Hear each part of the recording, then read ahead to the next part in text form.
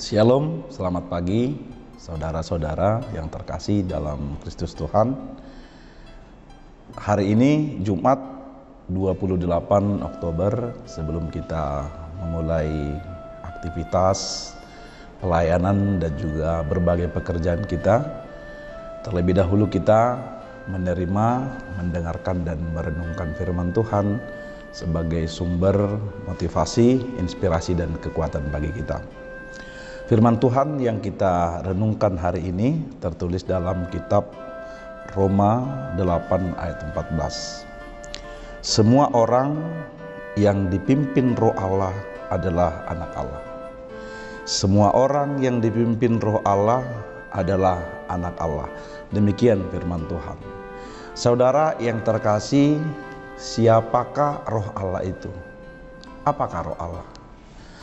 Roh Allah atau Roh Kudus adalah pribadi Allah sendiri yang dikaruniakan, yang dicurahkan, yang diberikan kepada semua orang percaya.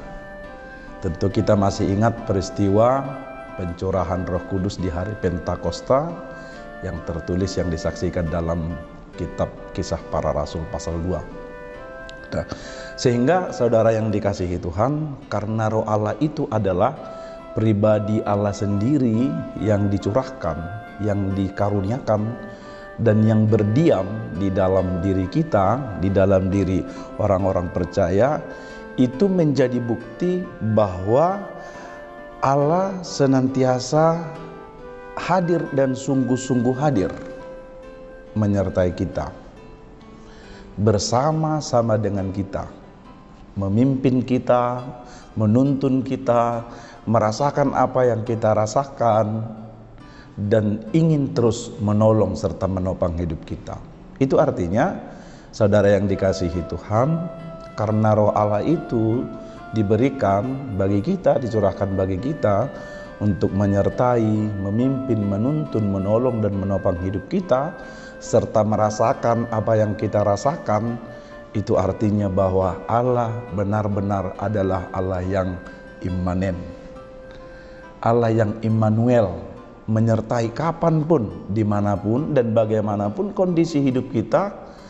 Hadirnya Roh Kudus di tengah-tengah hidup kita, dalam diri kita, tidak boleh dibatasi oleh ruang, oleh waktu, oleh keadaan, oleh kondisi bagaimanapun. Sebab Roh itu tidak bisa dibatasi tempat, ruang dan waktu. Dia bisa hadir kapan saja, di mana saja, dan kepada siapa saja dia berkenan hadir. Itu yang pertama.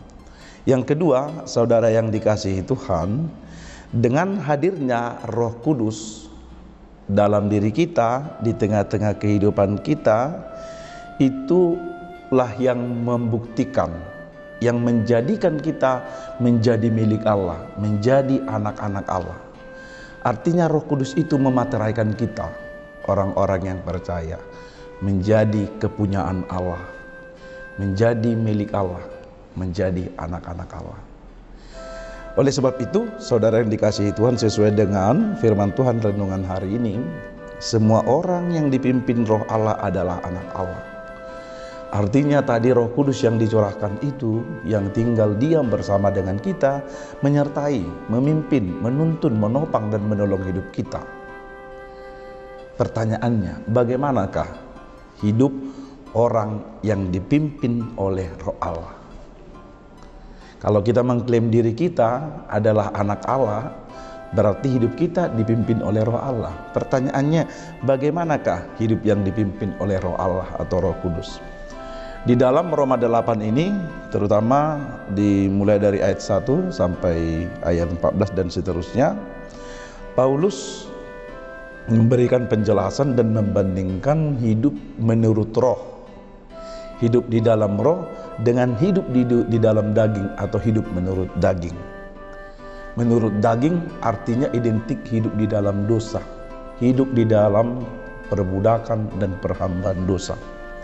Artinya dua hidup yang sangat kontras berbeda, dua hidup yang kontroversial, yang tidak dapat dibandingkan. Kalau kita membaca Roma 8 ini, saudara yang dikasihi Tuhan, Hidup menurut daging atau hidup di dalam daging adalah hidup yang memikirkan dan mengutamakan kedagingan. Hidup yang hanya mengutamakan hawa nafsu kedagingan, hawa nafsu duniawi, misalnya permusuhan, kebencian, dendam, perzinahan, ketamakan, kesombongan, iri hati, dan lain sebagainya. Dan semuanya itu hidup di dalam daging, dan hidup yang mengutamakan daging akan berakhir pada kematian dan kebinasaan yang kekal. Dan ini hidup yang tidak diperkenankan oleh Tuhan, sangat-sangat tidak dikehendaki oleh Tuhan. Berbeda halnya dengan hidup menurut roh dan hidup yang dipimpin oleh roh. Menurut Roma 8 ini, saudara yang dikasihi Tuhan, hidup di dalam roh dan hidup yang dipimpin oleh roh adalah hidup yang memikirkan hal-hal yang berasal dari roh itu sendiri. Artinya buah-buah roh dinyatakan melalui dia. Karena hidupnya dipimpin oleh roh Tuhan dan hidupnya dikuasai, diintervensi oleh roh, maka dia akan menghasilkan buah-buah roh. Ini yang disebut dengan Spirito Sancto Dictante. Hidup yang diintervensi oleh roh, hidup yang dipenuhi oleh Roh Kudus, hidup yang dipimpin, hidup yang dikuasai oleh Roh Kudus. Nah, seperti yang kita ketahui, saudara yang dikasihi Tuhan, buah-buah roh itu adalah kesetiaan, kasih, sukacita, damai sejahtera, kesabaran, kemurahan, kebaikan, kesetiaan, kelemah lembutan, dan penguasaan diri. Inilah hidup yang dipimpin oleh roh.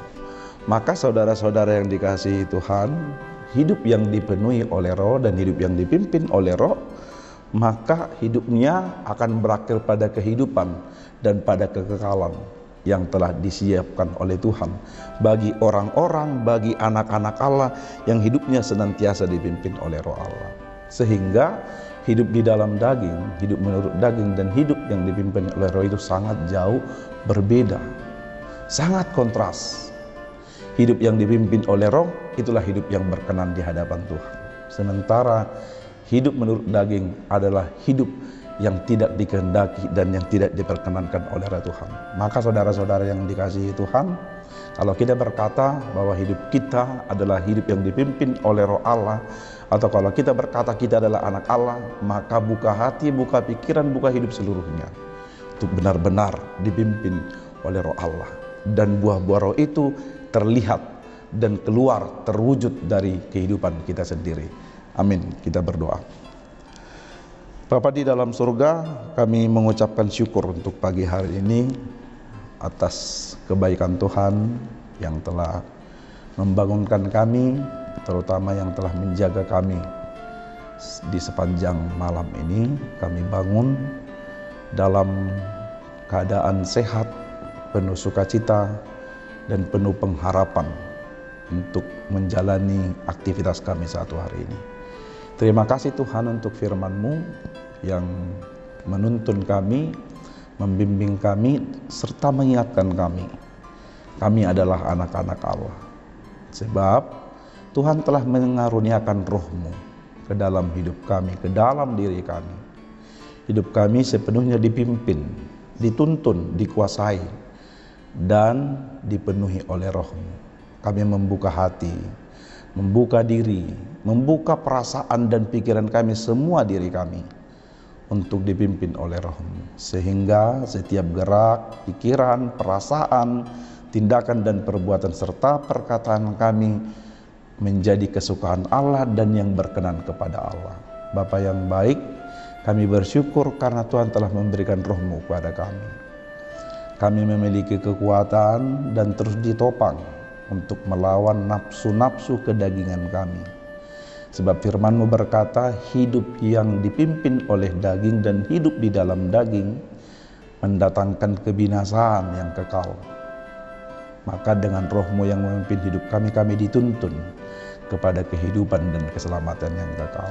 Pimpin kami dalam hari ini, dalam menjalani seluruh kehidupan kami, melakukan pekerjaan kami di tengah-tengah keluarga, gereja, dan di berbagai tempat pekerjaan yang Tuhan berikan kepada kami. Kiranya Tuhan juga bermurah hati mencukupkan apa yang kami butuhkan dan yang kami perlukan hari ini.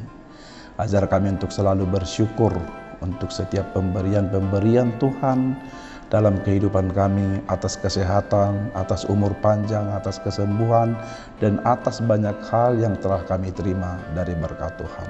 Bapa yang baik, berkati seluruh jemaat-Mu di HKBP Limo dan juga saudara-saudara kami yang telah mendengarkan renungan ini. Mereka diberkati dan beroleh damai sejahtera dan sukacita dari Tuhan. Di dalam Yesus Kristus kami berdoa dan mengucap syukur. Amin. Demikian renungan untuk hari ini. Kami dari HKBP Limo menyampaikan selamat pagi dan selamat beraktivitas untuk saudara-saudara sekalian. Tuhan Yesus memberkati. Horas.